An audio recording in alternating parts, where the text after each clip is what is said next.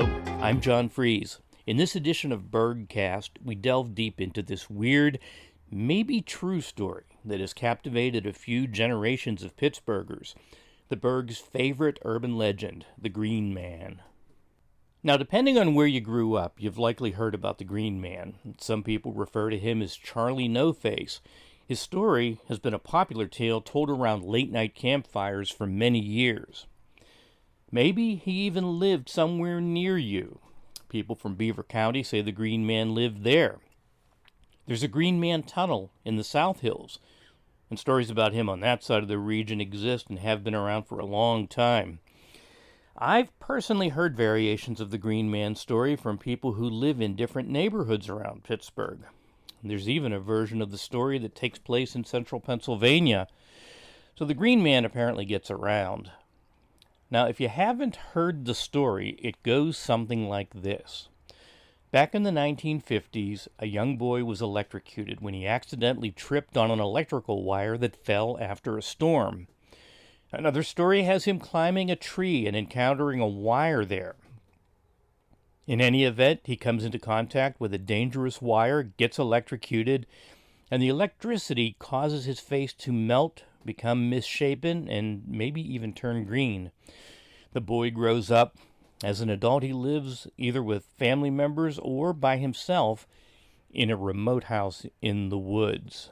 He also walks a lonely local road or highway at night, sometimes encountering people and occasionally inadvertently scaring them. Or maybe he lives or hangs out in a tunnel. Well, over the years, many people have claimed that their older brothers and sisters, usually older teens, looked for him and actually met him. It's also been said that local police asked him to wear some sort of face covering when he went out so he wouldn't scare people. So what's the real story here? Is there, or was there, really a Green Man? How did this strange tale circulate so widely and effectively around the Pittsburgh area that many people are convinced it's true? Well, let's explore. For the uninitiated, urban legends, also known as urban folklore, are stories that are communicated from person to person. If they're interesting stories, they get spread far and wide. Initially, urban legends circulated exclusively by word of mouth. If you tell someone something, they tell someone else, they tell someone else, and so on and so on and so on. In the mid-1990s, with the advent of the internet, these stories began circulating by email. They're not always scary. During the 1990s, one popular urban legend you might recall was a chain letter asking people to send get-well cards to a boy in the hospital in the UK. Now, today, urban legends make the rounds and get spread even further via social media. They're called urban legends because early on, they often formed and began to spread in and around areas where there's higher population density. In other words, urban areas. People in or near cities lived close together and often shared information in person to person. Well, many urban legends do contain a grain of truth, and that truth is at the core of many of these stories.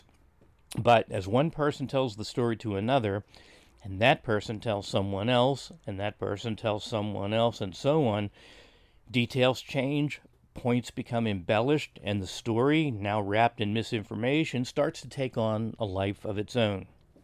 Once the story gets to the third or fifth degree of retelling, it might have changed considerably. Just like rumors, urban legends often spread like wildfire. Or as we say in today's tech-friendly culture, they quickly go viral. Now, it's likely you've heard a number of urban legends. And maybe you didn't even know they were urban legends when you heard them. You just accepted them as fact, and you probably told them to other people. Well, urban legends have been with us for many, many years, and if you'd like to know more, check out the Urban Legends book series by Jan Harold Brunvand. He's a former Utah professor, and he's written a bunch of books explaining the origins of many of the urban legends we've all heard. Anyway, back to the Green Man. How do we know what's true and what isn't? Well, a little digging reveals the story of the real Green Man. He was a real person. and by all accounts a kind and gentle soul whose life had been irreversibly changed by a childhood accident. I first learned the true story behind the Green Man urban legend in 1998. I had heard the stories around the campfire when I was growing up, and we just thought it was another ghost story. But at the time, I was writing a screenplay about Pittsburgh urban legends, and around the same time, the Pittsburgh Post-Gazette, under the pen of reporter Bob Batts Jr., published an article that provided some insight into the man behind the myth. As part of his research, Bob interviewed a number of people who remembered the actual man, but at the time, much of his true story was yet to be uncovered. In the years since, more details have come to life, and these are the details. Raymond Robinson was born in Morado, just north of Beaver Falls in western Pennsylvania, and he was born in 1910. On a June day in 1919, when he was 9 years old, he and some friends decided to go to a local swimming hole. Now, we don't know if it was on the way to or from swimming, it's not clear, but the boys spotted a bird's nest high on the Morado Bridge. Now, the Morado Bridge was used by the Harmony Short Line trolley, and where you find trolleys, you'll find plenty of electricity. In fact, just a year before, a boy had been electrocuted on that same bridge and died. Well, Ray started climbing the bridge on a dare, and at one point he unexpectedly made contact with a high-voltage wire and was electrocuted, severely burned, and thrown backward. The other boys ran for help, and Ray was soon transported to Providence Hospital in Beaver Falls. His body was burned from the waist up, and his face was severely disfigured as a result of the accident. His eyes, nose, and one of his arms were gone, and his mouth and one ear were mangled. We don't know if the electricity actually turned his skin green, as the few existing photos of him are in black and white, but he could still speak, just not clearly. And he underwent a series of operations in Pittsburgh to try and restore his body as much as possible. It's said that the doctors at the time didn't expect him to survive this horrendous accident. He did, though, and lived to age 74. Raymond spent the rest of his life with his family in Big Beaver, just outside Coppell, becoming a recluse and supporting himself by crafting and selling items like doormats, wallets, and belts. Many who knew him say that despite the trauma he experienced, he was a very nice man.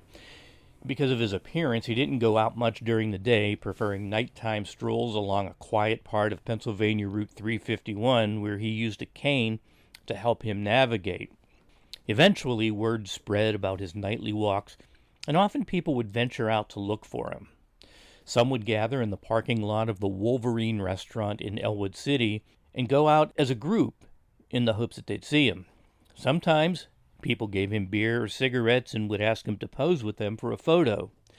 Now, unfortunately, not all the people who looked for him were friendly, so there were times when he'd be taunted about his appearance, and of course many children were afraid of him. Still, he continued to go for his nightly walks. It's said that he really didn't want to interact with people, but he was cordial with onlookers and with people who approached him. Toward the end of his life, Raymond Robinson moved to the Beaver County Geriatric Center, where he died in June 1985, and he's buried in Grandview Cemetery in Beaver Falls. So there you have it, a Pittsburgh urban legend, one of many actually.